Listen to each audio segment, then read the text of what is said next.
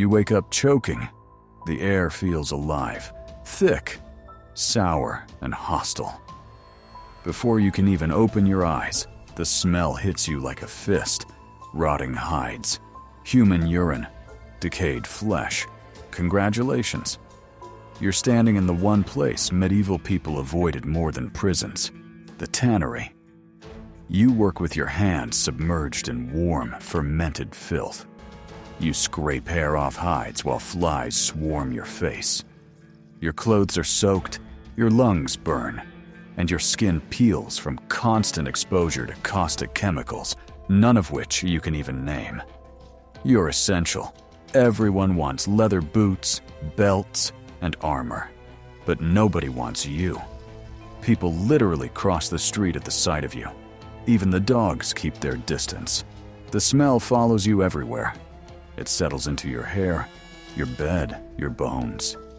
You can wash for hours, but it doesn't matter. You don't smell like the tannery. You are the tannery. And if you think this is the worst job in medieval Europe, wait until you see what happens when the town's cesspits overflow. It's midnight. While the town sleeps peacefully, you head straight toward the one place no one dares to visit during daylight. You lower yourself into a cesspit, yes, a medieval toilet chamber filled with months, sometimes years, of human waste. The smell is overwhelming, but it's the gas that's truly lethal.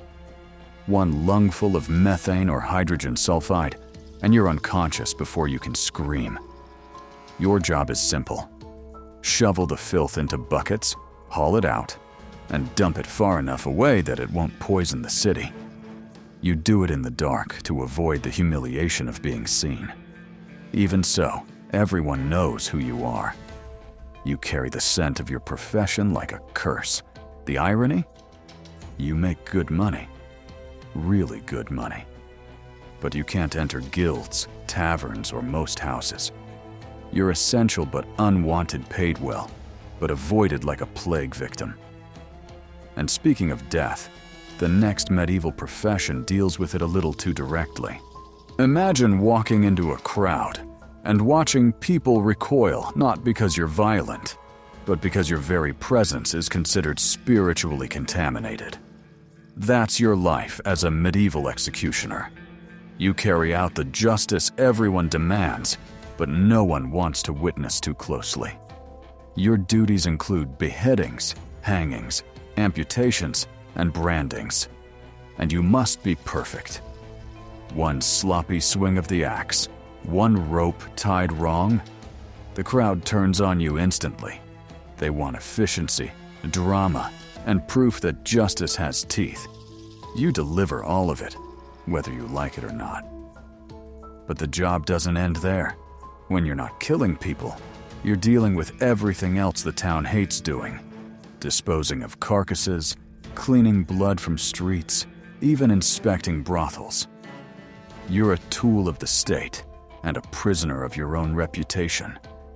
At home, you live outside city walls. Your children marry only within other, unclean families. Your existence is a silent exile. But at least you work on dry land. The next profession takes you deep into the filth of the streets themselves. Medieval streets aren't charming stone walkways.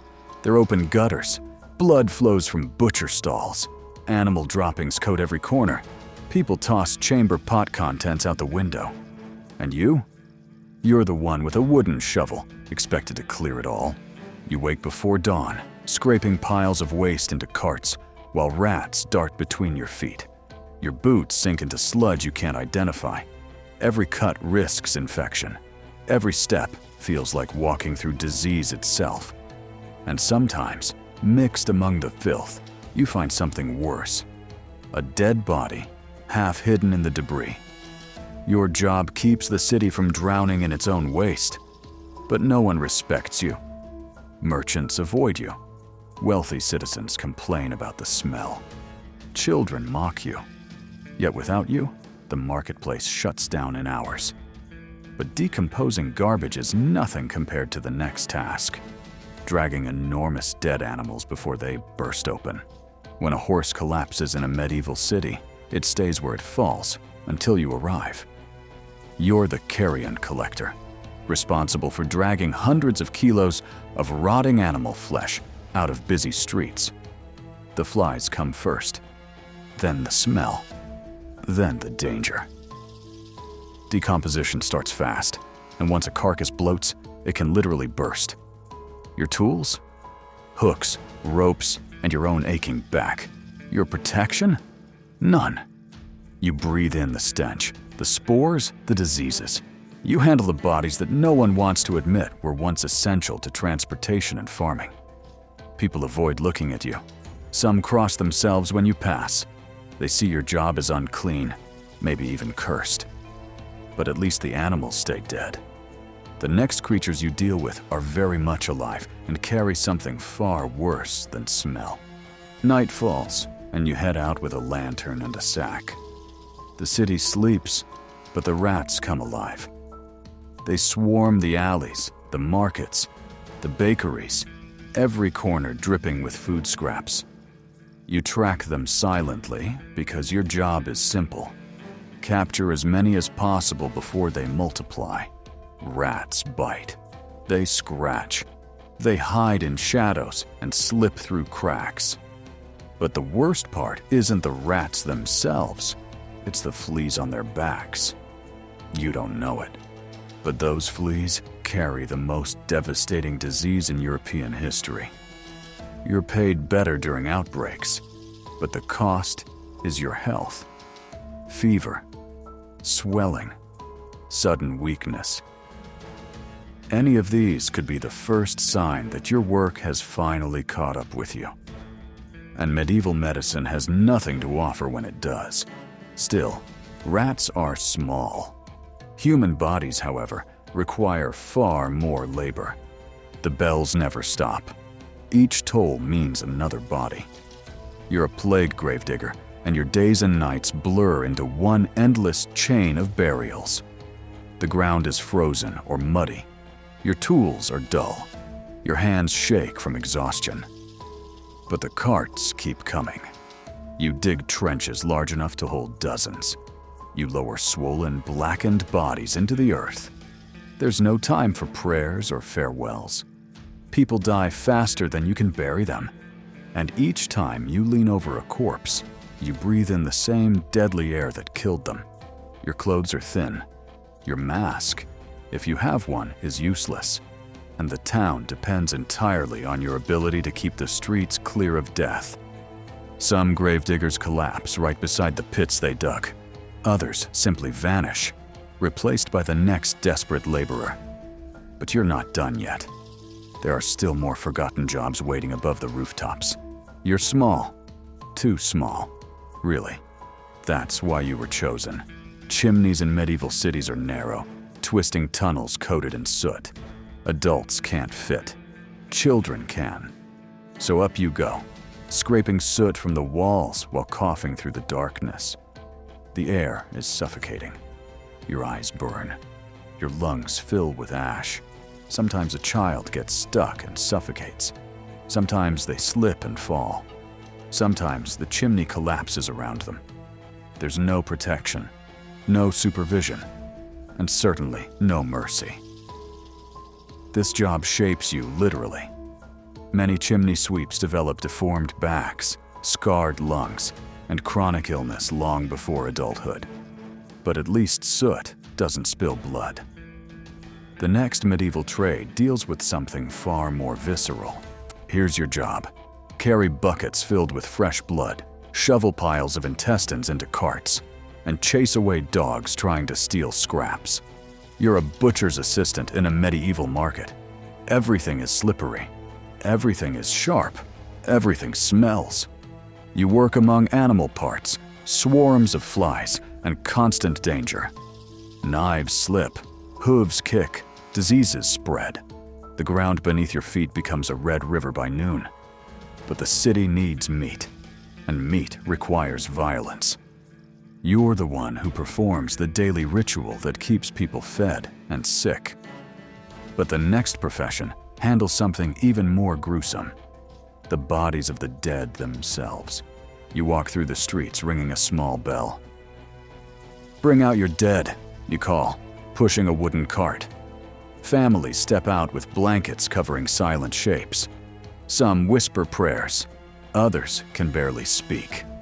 Their grief becomes part of your routine.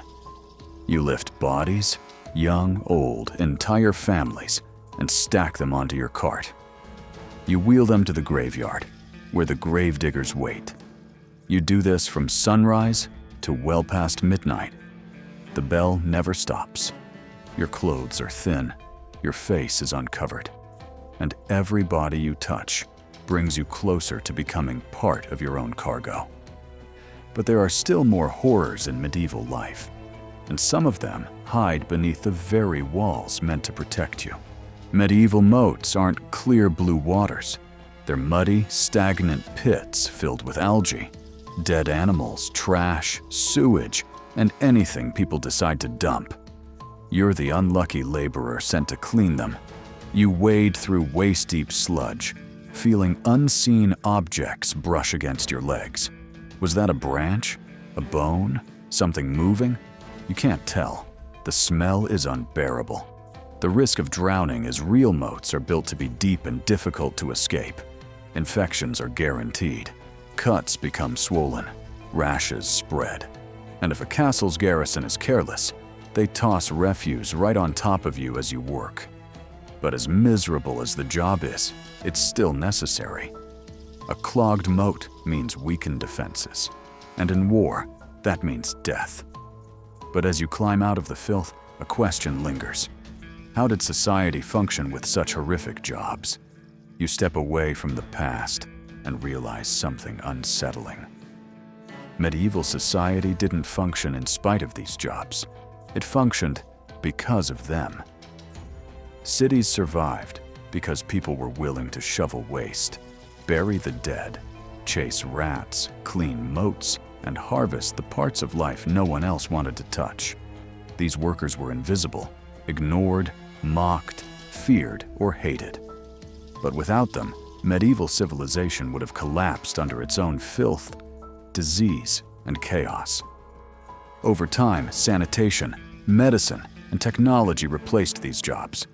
Sewers replaced cesspits, vaccines defeated plagues, machines handled carcasses, and chimney flues were redesigned so children didn't die cleaning them. But the truth remains. If you lived in the Middle Ages, someone did these jobs for you. And praying it wasn't you was a daily ritual.